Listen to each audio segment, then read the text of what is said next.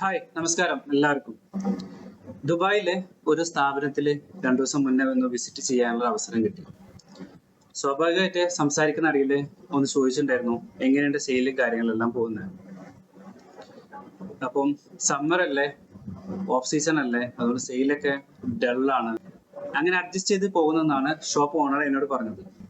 കാര്യങ്ങളൊക്കെ സംസാരിച്ച് ആ സ്ഥാപനത്തിൽ നിന്ന് പുറത്തിറങ്ങി ഒരു 10 മീറ്റർ മുന്നോട്ട് പോയപ്പോൾ അതേ പ്രൊഡക്റ്റ് കൊടുക്കുന്ന മറ്റൊരു സ്ഥാപനം അവിടെ കണ്ടു. പക്ഷേ അതില് അത്യാവശ്യം നല്ല ആളുകളുണ്ട്, നല്ല കസ്റ്റമർ ഉണ്ട്. കസ്റ്റമറെ കൺട്രോൾ ചെയ്യാൻ പറ്റാത്ത അത്രയും അധികം കസ്റ്റമർ ആ സ്ഥാപനത്തിലുണ്ട്. ജസ്റ്റ് ഞാൻ കുറച്ചു നേരം അവിടെ നിന്നു, ഒരു വീഡിയോ ഒക്കെ എടുത്തിട്ടുണ്ടായിരുന്നു.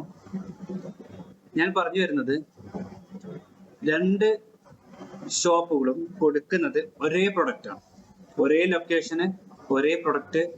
ഷോപ്പിന്റെ സൈസ് ഏകദേശം സെയിം ആണ്, കാണാനും ഭംഗിയുണ്ട്, എല്ലാം ഓക്കെയാണ്.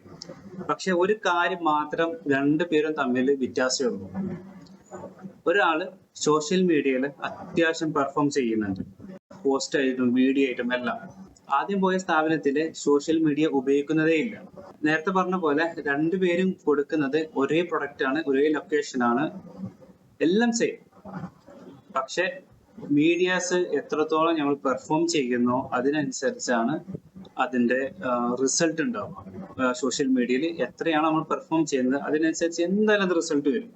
ദുബായിൽ നിന്നല്ല, നിങ്ങൾ ലോകത്തിന്റെ ഏത് കോണിൽ നിന്നും ബിസിനസ് ചെയ്യുന്നവരാണെന്നുണ്ടെങ്കിൽ സോഷ്യൽ മീഡിയ ഏറ്റവും പെർഫോം ആയിട്ട് ഏറ്റവും നല്ല രീതിയിൽ സോഷ്യൽ മീഡിയ ഉപയോഗിക്കുക. വീഡിയോ ആണെങ്കിലും അതുപോലെ പോസ്റ്റേഴ്സ് ആണെങ്കിലും നല്ല നല്ല കോണ്ടന്റ് ആണെങ്കിലും ഒക്കെ അതിനുള്ള എല്ലാവിധ സംവിധാനങ്ങളും ഇപ്പൊ ഉണ്ടല്ലോ. ഒരു ടെൻഷനും കാര്യങ്ങളും ഒന്നുമില്ല.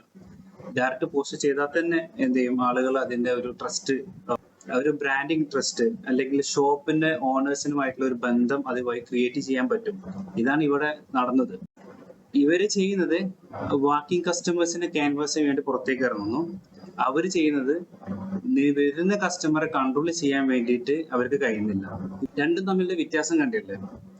അപ്പം സോഷ്യൽ മീഡിയ ഏറ്റവും നല്ല രീതിയിൽ ഉപയോഗിക്കാം. എന്റെ ബിസിനസ് സുഹൃത്തുക്കളോട് എനിക്ക് പറയാനുള്ളത്, സോഷ്യൽ മീഡിയ അതായത് ഫേസ്ബുക്ക്, ഇൻസ്റ്റാഗ്രാം, ടിക്ടോക്ക് തുടങ്ങിയ എന്തെല്ലാം നിങ്ങൾക്ക് ഉപയോഗിക്കാൻ പറ്റുന്നോ അറിയുന്നുണ്ടോ അതെല്ലാം ഒരു വീഡിയോ അല്ലെങ്കിൽ പോസ്റ്റേഴ്സ്, ആഴ്ചയിൽ ഒരു ദിവസമെങ്കിലും ഒരു പോസ്റ്റേഴ്സ് വീഡിയോസ് നിങ്ങൾ ഇതിൽ ചെയ്യണം. എന്നാലേ ഉള്ളൂ ഇപ്പൊ വരുന്ന ഒരു മാർക്കറ്റില്, അത്രയും കോമ്പറ്റീറ്റർ മാർക്കറ്റാണ് ഏത് ഫീൽഡ് ആണെങ്കിലും. അപ്പൊ അതിൽ കോമ്പറ്റീറ്റർ മാർക്കറ്റിൽ പിടിച്ചു നിൽക്കണമെന്നുണ്ടെങ്കിൽ നിങ്ങളുടെ ബ്രാൻഡ് അല്ലെങ്കിൽ ഷോപ്പ് കീപ്പർ ഫേസ് പബ്ലിക് ആയിരിക്കണം. ഇതിന് യാതൊരു എക്സ്പെൻസിന്റെ ഒന്നും ആവശ്യമില്ല. കാരണം നിങ്ങളുടെ കയ്യിലുള്ള ഫോൺ വെച്ചിട്ട് തന്നെ അത് ഉപയോഗിക്കാം. അതിനുള്ള ചെറിയ ചെറിയ തോതിലുള്ള ഫ്രീ ആയിട്ട് കിട്ടുന്ന എഡിറ്റിംഗ് ടൂൾസും എല്ലാം ഇപ്പൊ അവൈലബിൾ ആണ്.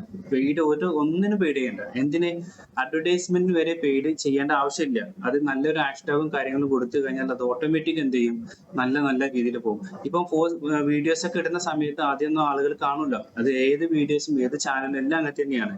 പക്ഷെ ഒരു കണ്ടിന്യൂസ് ആയിട്ട് വീക്കിൽ ഒന്നെങ്കിലും നിങ്ങൾ പോസ്റ്റ് ചെയ്യണം.